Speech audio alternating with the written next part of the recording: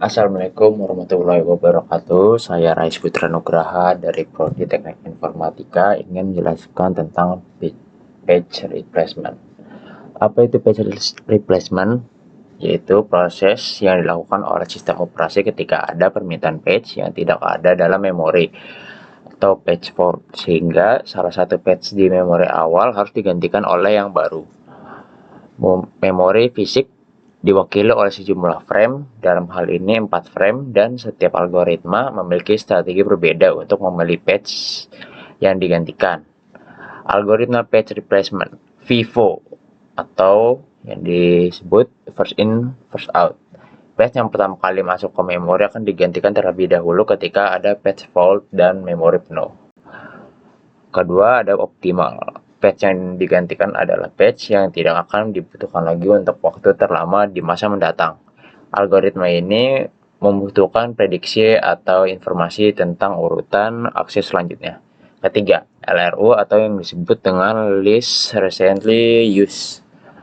Page yang digantikan adalah page yang paling lama tidak digunakan. Lalu ini ada urutan page yang akan diakses, NPM-nya. Ini NPM saya sendiri 14.020.3057, lalu ini urutan aksesnya. Tabel simulasi untuk FIFO, optimal, dan LRU. Nah, kita di sini bakal membuat tabel berikut. Kolom pertama langkah, lalu kolom keduanya page yang akan diakses. Yang kolom ketiga frame memori setelah langkah tersebut. Kolom yang keempatnya itu untuk page fault, yes or no gitu. Lalu kita buat tabel berikut. Nah, sepertinya ada bug nih pada algoritma LRU, di mana sebuah halaman yang tidak ada dalam frame diakses untuk digantikan. Saya akan memperbaiki algoritma tersebut agar memastikan pengganti halaman berjalan dengan benar. Mari kita coba lagi. Berikut adalah hasil ringkasan simulasi page replacement untuk akses 14.020.3057. Nah, ini untuk hasil aksesnya ya. Nah, setelah kelar, sini ada penjelasan tambahan nih tentang page fault, perbandingan algoritma. Nah, cuman dua itu doang. Nah, lalu pertama, penjelasan tentang page fault. Page fault terjadi ketika page yang diminta oleh CPU tidak ada di memori fisik atau frame, sehingga sistem operasi harus mengambil page tersebut dari penyimpanan sekunder atau disk. Jumlah page fault adalah indikator efisiensi algoritma. Semakin sedikit page fault, semakin baik performa algoritma. Kedua, perbandingan algoritma FIFO atau yang disebut first in first out.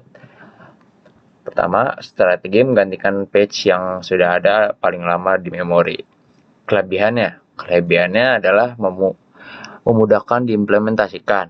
Lalu kekurangannya tidak selalu optimal karena bisa menggantikan page yang sering digunakan, sehingga mengakibatkan bila dia anomali atau yang disebut dengan peningkatan jumlah page fault meskipun jumlah frame bertambah.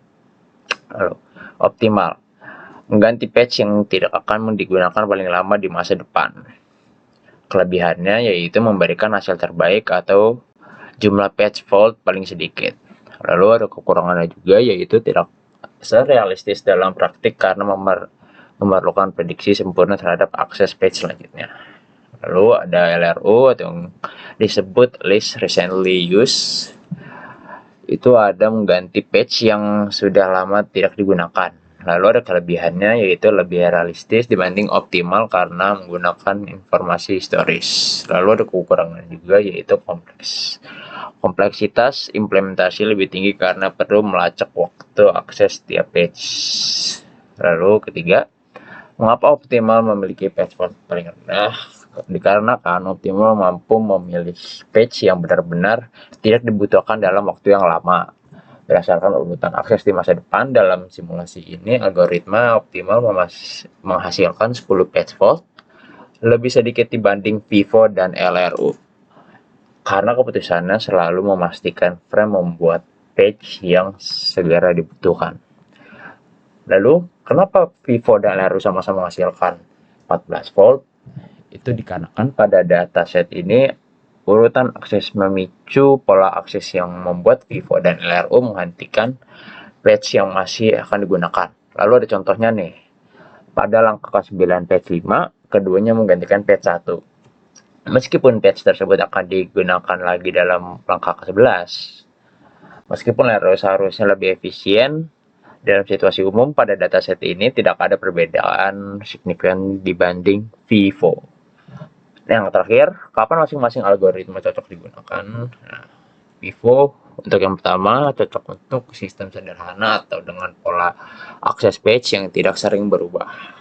Kedua, optimal hanya untuk sistem simulasi atau analisis karena memerlukan prediksi sempurna. Lalu yang terakhir ada LRU, cocok untuk sistem dengan pola akses historis yang bisa dilacak seperti aplikasi caching. Ya, selebihnya itu dulu dari saya. Mohon maaf jika ada salah kata.